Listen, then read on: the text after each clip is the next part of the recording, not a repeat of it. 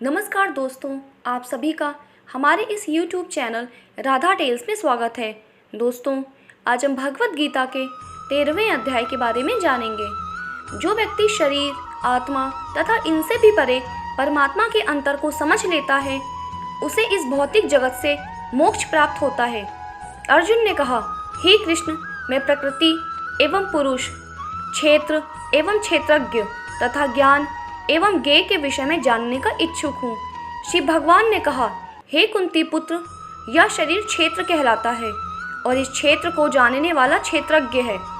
हे भरतवंशी, तुम्हें ज्ञात होना चाहिए कि मैं भी समस्त शरीरों में ज्ञाता भी हूँ और इस शरीर तथा इसके ज्ञाता को जान लेना ज्ञान कहलाता है, ऐसा मेरा मत है।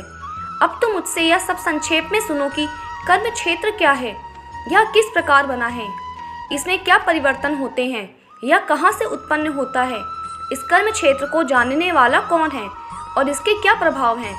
विभिन्न वैदिक ग्रंथों में विभिन्न ऋषियों ने कार्यकलापों के क्षेत्र तथा उन कार्यकलापों के ज्ञाता के ज्ञान का वर्णन किया है। इसे विशेष रूप से वेदांत सूत्र में कार्य कारण के समस्त तर्क समेत प्रस्तुत किया गया है। पंच महाभूत, अहंकार, बुद्धि, अव्यक्त, तीनों गुणों की अप्रकट अवस्था, 10 इंद्रियां तथा मन, 5 इंद्रिय विषय, इच्छा, द्वेष, सुख, दुख, संघात, जीवन के लक्षण तथा धैर्य, इन सबको संक्षेप में कर्म का क्षेत्र तथा उसकी अंतःक्रियाएं विकार कहा जाता है। विनम्रता, दंभहीनता, अहिंसा, सहिष्णुता, सरलता, प्रामाणिक गुरु के पास जाना, पवित्रता, स्थिरता, आत्मसंयम, इंद्रिय तृप्ति के विषयों का परित्याग, अहंकार का अभाव, जन्म, मृत्यु, वृद्धावस्था तथा रोग के दोषों की अनुभूति, वैराग्य, संतान, स्त्री, घर तथा अन्य वस्तुओं की ममता से मुक्ति, अच्छी तथा बुरी घटनाओं के प्रति समभाव, मेरे प्रति निरंतर अनन्य भक्ति, एकांत स्थान में रहने की इच्छा, जन समूह से विलगाव, आत्म साक्षात्कार की महत्ता को स्वीकारना तथा परम सत्य की दार्शनिक खोज, इन सबको मैं ज्ञान घोषित करता हूँ और इनके अतिरिक्त जो भी है वह सब अज्ञान है। अब मैं तुम्हें ज्ञेय के विषय में बतलाऊंगा, जिसे जानकर तुम नित्य ब्रह्म का आस्वादन कर सकोगे। यह ब्रह्म या आत्मा जो अनादि है और मेरे अधीन है, इस भौतिक जगत के कार्य कारण से परे स्थित है। उनके हाथ, पाँव, आँखें, सिर तथा मुंह तथा उनके कान सर्वत्र हैं। इस प्रकार परमात्मा सभी वस्तुओं में व्याप्त होकर अवस्थित है। परमात्मा समस्त इंद्रियों के मूल स्रोत हैं, फिर भी वे इंद्रियों से रहित हैं। वे समस्त जीवों के पालन करता होकर भी अनासक्त हैं। वे प्रकृति के गुणों से परे हैं, फिर भी वे भौतिक प्रकृति के समस्त गुणों के स्वामी हैं। परम सत्य जड़ तथा जंगम समस्त जीवों के बाहर तथा भीतर स्थित है। सूक्ष्म होने के कारण वे भौतिक इंद्रियों के द्वारा जानने या देखने से परे हैं। यद्यपि वे अत्यंत दूर रहते हैं, किंतु हम सभी के निकट भी हैं। यद्यपि परमात्मा समस्त जीवों के मध्य विभाजित प्रतीत होता है, लेकिन वह कभी भी विभाजित नहीं है। वह एक रूप में स्थित है। यद्यपि वह प्रत्येक जीव का पालन करता है, लेकिन यह समझना चाहिए कि वह सभी का संहार करता है और सभी को जन्म देता है। वे समस्त प्रकाशमान वस्तुओं के प्रकाश स्रोत हैं। वे भौतिक अंधकार से परे हैं और अगोचर हैं। वे ज्ञान हैं, ज्ञेय हैं और ज्ञान के लक्ष्य हैं। वे सबके हृदय में स्थित हैं। इस प्रकार मैंने कर्म क्षेत्र, शरीर, ज्ञान तथा ज्ञेय का संक्षेप में वर्णन किया है। इसे केवल मेरे भक्त ही पूरी तरह समझ सकते हैं और इस तरह मेरे स्वभाव को प्राप्त होते हैं। प्रकृति तथा जीवों को अनादि समझना चाहिए। उनके विकार तथा गुण प्रकृति जन्य हैं। प्रकृति समस्त भौतिक कारणों तथा कार्यों, परिणामों की हेतु कही जाती है और जीव अर्थात पुरुष इस संसार में विविध सुख दुख के भोग का कारण कहा जाता है। इस प्रकार जीव प्रकृति के तीनों गुणों का भोग करता हुआ प्रकृति में ही जीवन बिताता है। यह उस प्रकृति के साथ उसकी संगति के कारण है। इस तरह उसे उत्तम तथा अधम योनियां मिलती रहती हैं।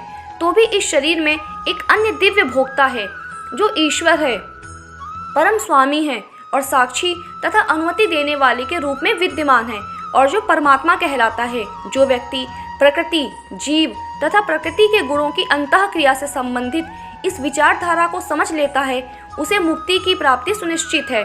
उसकी वर्तमान स्थिति चाहे जैसी हो, यहाँ पर उसका पुनर्जन्म नहीं होगा। कुछ लोग परमात्मा को ध्यान के द्वारा अपने भीतर देखते हैं, तो दूसरे लोग ज्ञान के अनुशीलन द्वारा, और कुछ ऐसे हैं जो निष्काम कर्म योग द्वारा देखते हैं। ऐसे भी लोग हैं जो यद्यपि आध्यात्मिक ज्ञान से अवगत नहीं होते, पर अन्यों से परम पुरुष के विषय में सुनकर उनकी पूजा करने लगते हैं।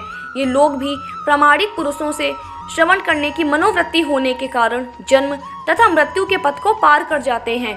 हे भ्रंतवंशियों में श्रेष्ठ, यह जान लो कि चर तथा अचर जो भी तुम्हें अस्तित्व में दिख रहा है, वह कर्म क्षेत्र तथा क्षेत्र के ज्ञाता का संयोग मात्र है। जो परमात्मा को समस्त शरीरों में आत्मा के साथ देखता है, और जो यह समझता है कि इस नश्वर शरीर के भीतर ना तो आत्मा ना ही परमात्मा कभी भी विनष्ट होता है, वही वास्तव में देखता है। जो व्यक्ति परमात्मा को सर्वत्र तथा प्रत्येक जीव में समान रूप से वर्तमान देखता है, वह अपने मन के द्वारा अपने आप को भ्रष्ट नहीं करता। इस प्रकार वह दिव्य गंतव्य को प्राप्त होता है। जो यह देखता है कि सारे कार्य शरीर द्वारा संपन्न किए जाते हैं, जिसकी उत्पत्ति प्रकृति से हुई है, और जो देखता है कि आत्मा कुछ भी नहीं करता, वही यथार्थ में देखता है। जब विवेकवान व्यक्ति विभिन्न भौतिक शरीरों के कारण विभिन्न स्वरूपों को देखना बंद कर देता है और यह देखता है कि किस प्रकार से जीव सर्वत्र फैले हुए हैं, तो वह ब्रह्मबोध को प्राप्त होता है। शाश्वत दृष्टि संपन्न लोग यह देख सकते हैं कि अविनाशी आत्मा दिव्य, शाश्वत तथा गुणों से अतीत है।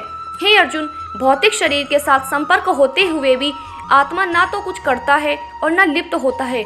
यद्यपि आकाश सर्वव्यापी है, किंतु अपनी सूक्ष्म प्रकृति के कारण किसी वस्तु से लिप्त नहीं होता। इसी तरह ब्रह्म दृष्टि में स्थित आत्मा शरीर में स्थित रहते हुए भी शरीर से लिप्त नहीं होता। हे भरतपुत्र, जिस प्रकार सूर्य अकेले इस सारे ब्रह्मांड को प्रकाशित करता है, उसी प्रकार शरीर के भीतर स्थित एक आत्मा सारे शरीर को चेतना से प्रकाशित करता है। जो लोग ज्ञान की चक्षुओं से शरीर तथा शरीर के ज्ञाता के अंतर को देखते हैं और भवबंधन से मुक्ति की विधि को भी जानते हैं, उन्हें परम लक्ष्य प्राप्त होता है। तो दोस्तों, आज का ये अध्याय यही विराम होता है। उम्मीद करती हूँ आपको ये वीडियो पसंद आया होगा। अगर वीडियो पसंद आया है तो वीडियो को लाइक करिए, अपने दोस्तों के साथ शेयर करिए, और इस चैनल पे नए हैं तो इस चैनल को सब्सक्राइब कर लीजिए। आप सभी का वीडियो के अंत तक बने रहने के लिए बहुत बहुत धन्यवाद।